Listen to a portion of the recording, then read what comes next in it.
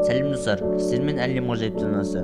Бүгінгі видеода мен атақты футболшы Криштиану Роналду жайлы айтатын боламын. Криштиану Роналду 1985 жылдың 5 ақпанында дүниеге келген Португалия футболшы. Португалия ұлттық футбол құрамасы мен Ювентус клубының шабуылшысы. Футбол тарихындағы ең үздік ойыншылардың бірі. Португалия құрамасы мен Реал Мадрид тарихындағы ең үздік мерген. 2008, 2011, 2014, 2015 жылдары алтын бутсы иегері атанған. Франс футболының версиясы бойынша 2008, 2016, 2017 жылдары және Франс футболының FIFA анықтамасы бойынша 2013, 2016 алтын доп иегері атанды.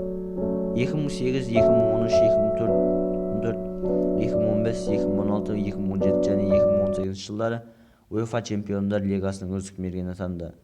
Криштиану отбасындағы 4-ші перзент. Есімін ақш-тың сол кездегі президенті Рональд Рейганның құрметіне қойған екен.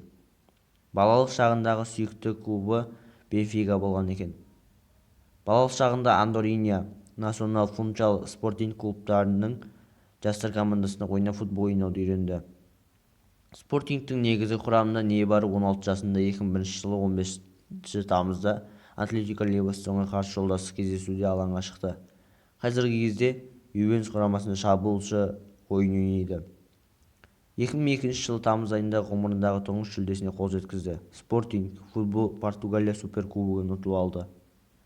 Жас талантты футболшы алғашқылардың бірі болып, Ливерпульдің бас бапкері Жерар Улье байқады. Сөйтіп оны қолға алды. Міне Роналдоның өмірбаяны осы достар.